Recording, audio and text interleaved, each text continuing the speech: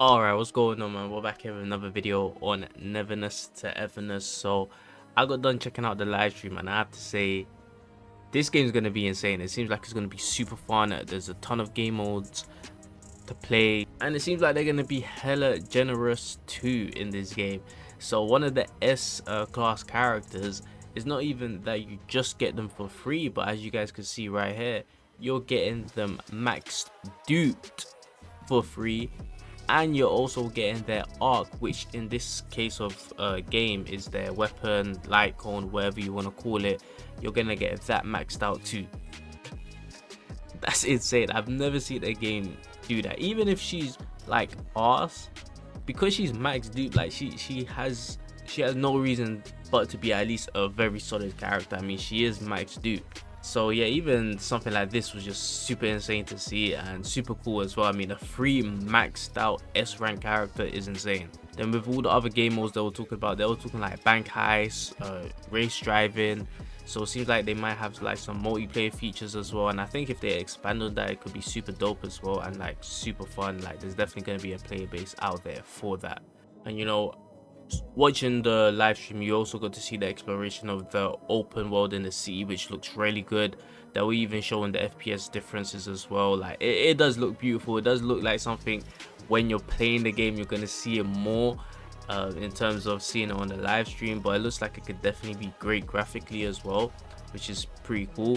And yeah, the open world exploration looks like it could be really fun. I'm super tuned into the whole supernatural thing about it, you know.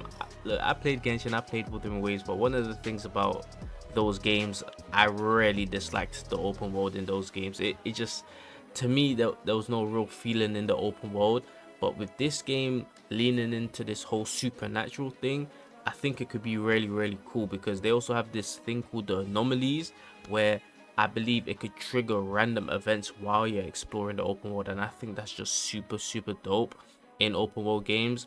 And obviously for a gacha game to do it is even more impressive. So technically you could be roaming a random part of the city in this game and an event could trigger, and you know, something's gonna go down, and I just think things like that are super dope. So let's just say you take a wrong turn, you're walking down this alley, then all of a sudden it turns into some supernatural anomaly event, and now you're fighting some crazy ass looking boss, you know.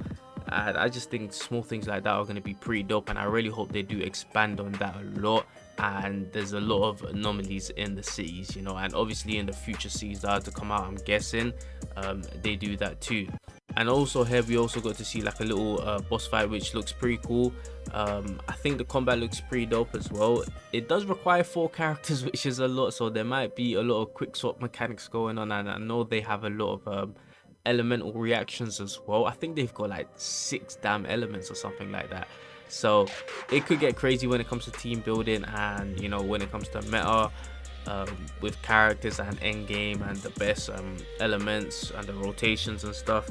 And who knows if there's going to be more elements in the future, or if they will buff certain other elements if they're not performing as good as the other ones as well. But yeah, I think combat could definitely be fun. And I'm more into the combat side, like the open world exploration and all the fun multiplayer games or whatever. It's going to be cool, but I'm more into the combat, and so far I'm liking the look of combat.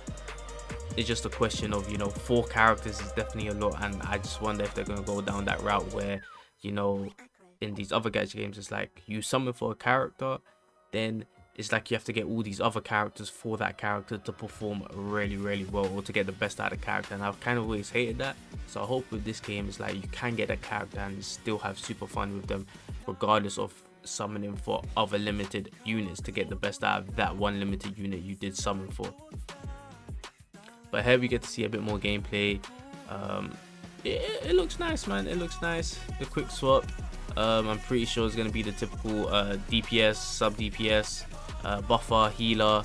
You know, you might even see some hyper carry teams where you might have, you know, 1 healer, 2 buffers and a DPS unit. You know, who knows, but I think it could definitely get a lot more complex as you go by.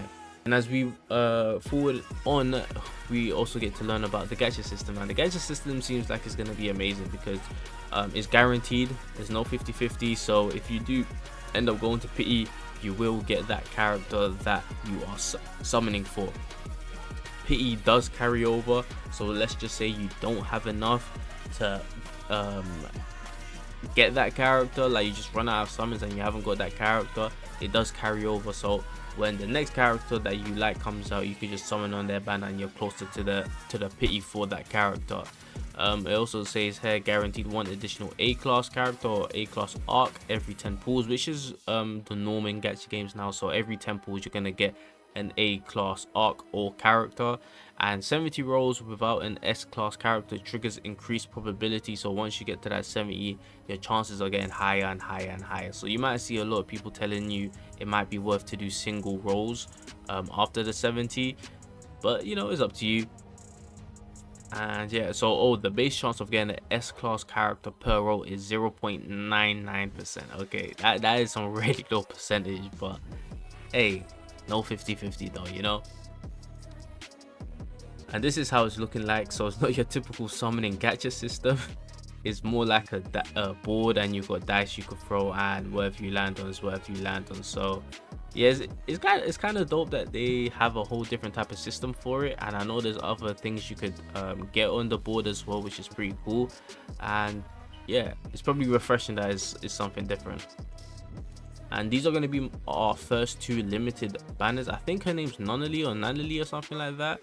So as you guys can see, she's going to be coming out on launch on April the 29th to May 13th, which is only 2 weeks. But it's interesting because you come over here to Hutori, and she starts on May 13th, of course, and she goes into June 3rd. So you could say what, 7, 14, I mean, she's lasting longer than 2 weeks, right? So yeah, she's lasting like near enough 3 weeks. So I wonder if that's gonna be like the norm, or if they're just doing that because of the launch and they just want it to be on a certain date, you know what I'm saying? So I don't know if it's gonna be, you know, the first banner is always gonna last 2 weeks, then the second one's gonna be 3 weeks, or if going forward it's gonna be 3 weeks for per banner, or per limited banner, I should say. But yeah, I'm definitely saving up for her. She just looks cool. The umbrella, the time swap, like she just aesthetically looks way more cooler for me. So I'm definitely going for her, regardless if she's meta or not. Run for 21 days. So I wonder if they mention it here, maybe. A special fair event. Okay, no, never mind. But yeah, they're gonna have a lot of rewards. And I believe this is how this the screen is going to be looking like. So as you can see here, 0 out of 10, 0 out of 90, and you could obviously, you're going to have your A rank characters that are rated up, and obviously you're going to have the specific dice that you could use on this banner as well. Oh, you could redeem cosmetics directly from Fair Exchange Shop. Oh, so if you do 200 pulls, you could get skins for characters. That's pretty dope. Wait, does this carry over? Does the Fair Exchange shop thing carry over? The guaranteed S class in all 50-50. Yep. And here they get into talking about arcs as well. So guaranteed feature arc within 8 pulls. So that's basically 80 summons, 8 multis. Guaranteed S class arc within 6 though. Every pool yields an A class or higher arc. Every pool within arc research program costs tri-key times 10. So no 50-50. You do get one at 6 multis as well. I don't know what the percentage is to get the rated up one, but I'm pretty sure you have a good amount of chance. But it is guaranteed at the 8th as well. So if you do save up, you know, hopefully you're able to get both for your characters. And well, I'm going to be saving up for Hitori, so I'm hoping I'm able to get both for sure. And it seems like this is, oh, S class arc is 3%, so that's the base chance of it. And this is the animation as well. Getting out within 8 attempts. I wonder if they talk about the percentages. Yeah, we know the that banners rollover, we didn't know about that. Oh, it seems like you can obtain them in the open world as well, and this looks like a boss fight as well, so that's pretty cool. I've always said the game should do this, where you're able to get weapons or whatever from boss fights. Like, I've always thought that would be way more cooler instead of a gacha system. I get it probably makes them more money, but I've always thought, you know, maybe if you know, were able to fight these crazy cool looking ass bosses and get these high rank weapon rewards from them, I just always feel like that would be way more fun. So I'm actually happy they've done it, because I've actually been saying this for like years, you know. Or like, they could have, instead of doing like weapon banners, they could have did like a weapon dungeon, a weapon raid, where it's like maybe 1% for the weapon to drop, and it's just a fun ass dungeon or a fun ass raid that you can do co-op if you want. And yeah, you just have a chance to get it from there instead, like through content instead.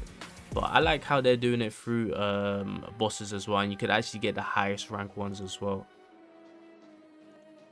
And the question is just if it's gonna be good or not. And I think also the dupe system is actually insane in this game, because obviously there's gonna be 6 dupes for characters, right? But unlike other games, you're actually gonna be able to choose the dupe you want. So if you get 1 dupe of a character and you just want to use the 6th dupe on them, you can. You know, you don't have to actually get all 5 prior. You could just choose the 6th one, and I felt like that was actually pretty dope. You know, that's just pretty, that's just dope.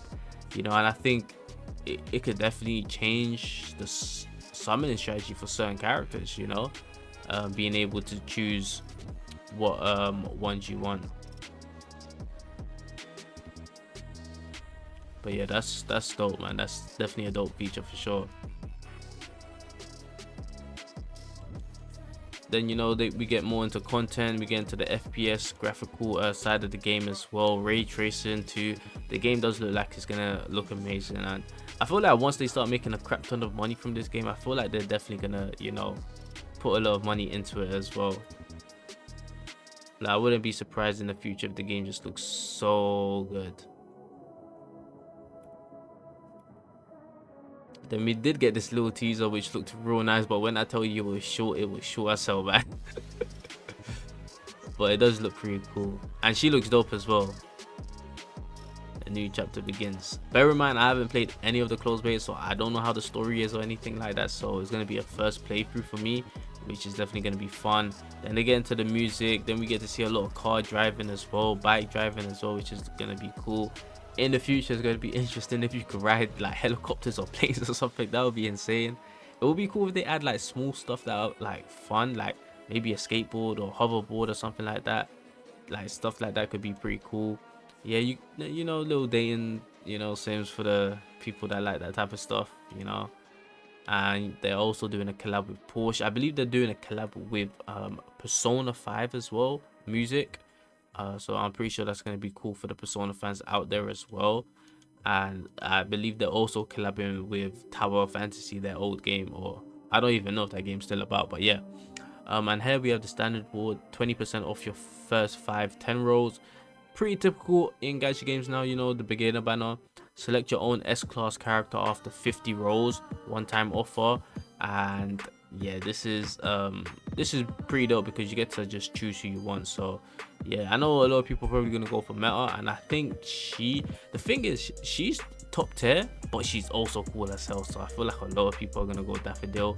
I'm still in between Daffodil and Hathor, however you pronounce her name, because like I love the way how she looks and her animations, and her being good on top of that is just amazing. But she also looks pretty cool in game as well. Like, she just looks fun to play with. And yeah, we got to see more of this leveling summons over here as well. Pretty standard in gacha games as well, where you get to certain levels and you get a certain amount of pulls. But yeah, this is going to be super nice for the free to play and stuff. And yeah, they just showed more pools. Yeah, we're getting a crap ton of pools, as you can see here. Unlock a total of 470 plus pools just by playing. 28k of the analyth. You got the dices as well, solid dices. 32 for the limited banners, which is interesting. You know, obviously I'm saving up for the Tory, so that's going all into the Tory. And 105 tri keys as well, which is actually going to be pretty cool. So I don't know how much I'm going to be able to farm for Hattori, but I should never be able to definitely guarantee her, right? definitely for sure. Then I think they just got into more on where you could get the summons from, which is pretty dope because a lot of games don't do that. So it's actually dope that they did that. And yeah, gameplay rewards, freebies at launch, gameplay rewards permanently available, a lot of the quests, gifts, anomaly commissions, city tycoon rewards, where I feel like that's where you get most of it. Hair character ascension rewards, 48 dices. From there, achievements 3,600 plus. So yeah, then here we get more as well. And yeah, you're gonna be able to pre-download the game pretty soon. I believe you're gonna be able to pre-download it 2 days prior, right? And yeah, man, there were more stuff I probably could have went over, but honestly, man, this launch preview special program was freaking amazing, man. No 50-50, a crap ton of summons, so much to do in the city with the game modes that they have in it. The driving's gonna be pretty cool, you know, leveling up your businesses and stuff's gonna be pretty cool. The small stuff like bank heists and stuff, I feel like could be pretty cool and fun as well. And if they really just like lean into that stuff, like they could really expand with it and do a lot more with it, man. Heists could be super fun, bro. You know, just imagine co-oping or playing with your friends or something and doing bank heists. Like it could definitely be cool as hell. And if they ever went further to do like online private lobbies, like I definitely feel like people could RP in this game for sure, you know. But that's just if a question if they do lean into all of that type of stuff, which I feel like they could. And if they do, I think it's just gonna work out better for them, honestly. But yeah, that's gonna be it from me. W from NTE, man. Definitely excited for this game. That's gonna be it from me. Catch you guys in the next one. I'm out.